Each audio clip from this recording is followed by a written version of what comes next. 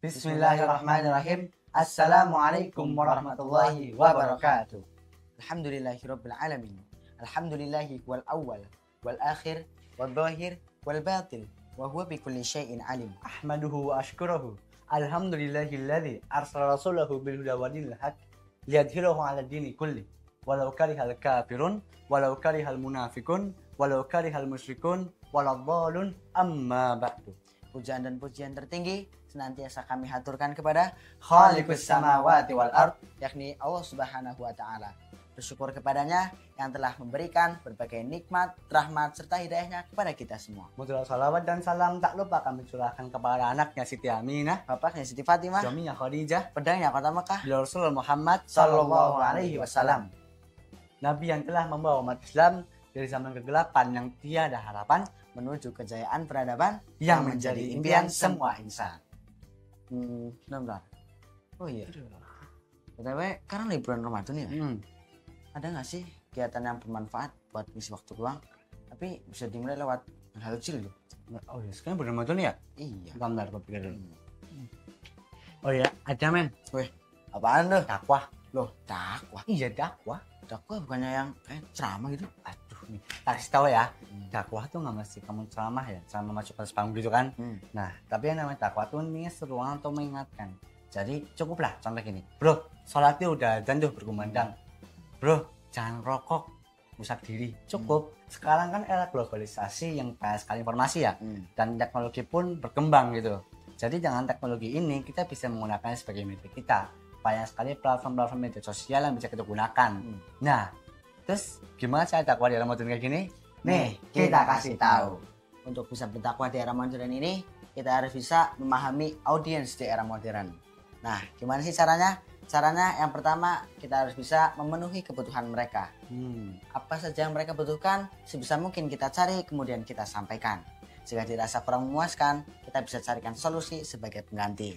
Yang kedua, minimalisir adanya kekhawatiran. Kekhawatiran loh. Nah, zaman sekarang siapa sih yang nggak bisa khawatir? Siapa bisa khawatir? Siapapun bisa jadi khawatir. Nah, Mau itu di pekerjaan, keluarga, keuangan, rumah tangga, masa depan, ya, dan lain-lain sebagainya. Nah, kunci dakwah kita kan di sini, yaitu memberikan jalan keluar bagi mereka yang memang sudah terjatuh dalam lubang kekhawatiran. Oke. Dan yang ketiga, berikan poin-poin penting kepada masyarakat modern. Nah, dengan masyarakat modern ini biasanya digambarkan dengan adanya teknologi canggihnya. Ya. Nah, dengan teknologi canggih ini kita bisa memberitahu mereka, mengingatkan mereka dan juga mengajak mereka supaya bisa menggunakan teknologi ini dengan baik dan benar. Dan salah satu teknologi yang nggak paling kita lupa adalah sosmed. Nah, dengan sosmed ini kita bisa gunakan untuk membuat konten-konten yang menarik, informatif dan juga relevan, yang tentunya dalamnya mengandung unsur-unsur kehidupan dan juga kebenaran yang tentunya merujuk kepada dinul Islam. Lupa diomongin lagi.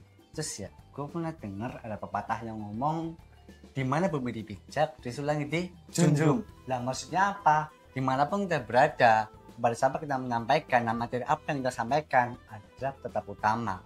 Lah coba kita lakukan aja nih lah. Contoh kita lagi datang ke seminar nih, atau kajian gitu.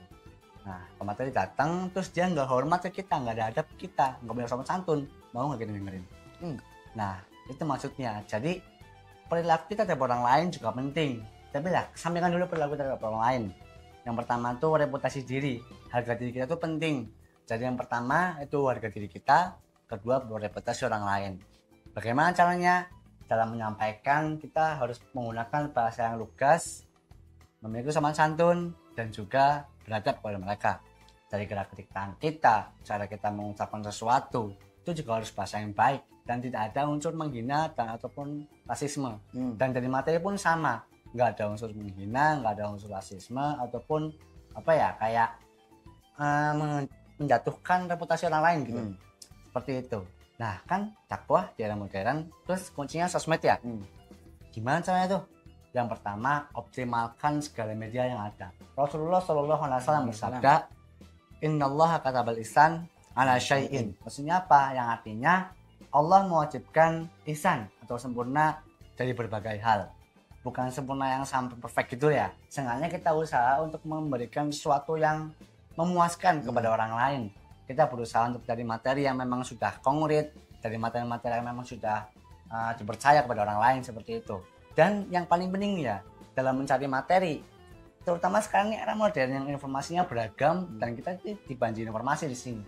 Jadi dalam mencari informasi itu enggak sekedar kita cari, ambil terus kita sampaikan, enggak gitu. Tanda kutip ya, informasi di sini itu enggak semuanya benar, enggak semuanya konkret untuk digunakan. Ada beberapa informasi yang fake news, ada juga hoax. Jadi terus gimana kita pakai informasi yang benar? Beliau-beliau ini yang kita percayakan. Banyak pendakwah-pendakwah muda, pendakwah-pendakwah yang memang sudah kondang gitu ya, ustaz kondang yang menyampaikan dakwah mereka di media sosial. Beberapa ada yang di YouTube, Facebook maupun Instagram. Kita ambil dari mereka-mereka ini. Contoh ada siapa? Ustaz Hidayat, Ustaz Boni, Ustaz Felix Xiao, dan lain sebagainya. Kita ambil dari beliau-beliau ini. Contoh lah, kita ambil materi dari Adi Hidayat, Ustaz Hidayat. Nah, terus kita campurkan dengan materinya Ustaz Boni. Dengan cara kita sendiri dalam menyampaikan. Itu sudah cukup. Seperti itu. Kemudian, siapa sih yang menjadi pendakwah? Nah, sebenarnya siapa aja bisa jadi seorang pendakwah. Mau itu anak muda, orang tua, laki-laki maupun perempuan, semuanya bisa. Asalkan di dalam hatinya tertanam niat yang kuat untuk menyampaikan kebenaran-kebenaran yang datanya dari Rasul Sallallahu Alaihi Wasallam dan juga dari Al-Quran. Nah, Al-Quran ini merupakan sandaran utama umat Islam di seluruh dunia, dimanapun mereka berada. Karena Al-Quran ini di dalamnya adalah mengandung mengandung nilai-nilai kehidupan dan juga kebenaran yang datangnya dari Allah Subhanahu wa taala. Nah, dengan mempelajari ini, kita juga harus bisa membagikan apa yang telah kita ketahui. Seperti dalam hadis Rasulullah SAW, sampaikanlah kepadaku walaupun hanya satu ayat. Ya. Nah, seperti itu. Nah, pemuda-pemuda sekarang jadi kunci nih. Banyak pemuda-pemuda yang sudah jatuh ke dalam lubang kesesatan. Lubang kesesatan sampai seperti itu ya. Maksudnya mereka tuh awam terhadap agama kita. Jadi sebagai pemuda yang memang masih sehat-sehat, kita ajak mereka, kita nanggung mereka untuk jadi agen dakwah Islam. Gimana caranya? Udahlah nggak usah ribet-ribet, cukup ya bro, ajak sholat aja gitu kan ya. Terus ajak buat datang ke kajian ataupun tambah ilmu mereka dan ajak mereka buat hal positif. Jangan biarkan mereka masuk ke dalam hal negatif. Seperti itu sudah cukup. Nah, oke, kata-kata akhir apa bro? Ini pesan kami untuk kita semua. Untuk jadi seorang pendakwah, kita nggak harus berpakaian seperti orang-orang Timur Tengah. Karena sejatinya yang kita cari adalah sebuah risalah atau sering disebut sebagai Ilmu yang berkah. Untuk jadi seorang pendakwah, yang terpenting adalah bertafakuh fiddin, yaitu pendalaman ilmu agama yang tinggi supaya mendapat kepercayaan di dalam hati. Selain itu, kita juga harus bisa menjadi seorang teladan agar semua orang tidak merasa dirinya dijadikan sebagai mainan. Dan yang paling utama dalam berdakwah adalah lillah. Gue Bang Fajri, gue Bang Riz. Dua nama itu kami pasti nyaut kalau lu sebut cabut. Assalamualaikum warahmatullahi wabarakatuh.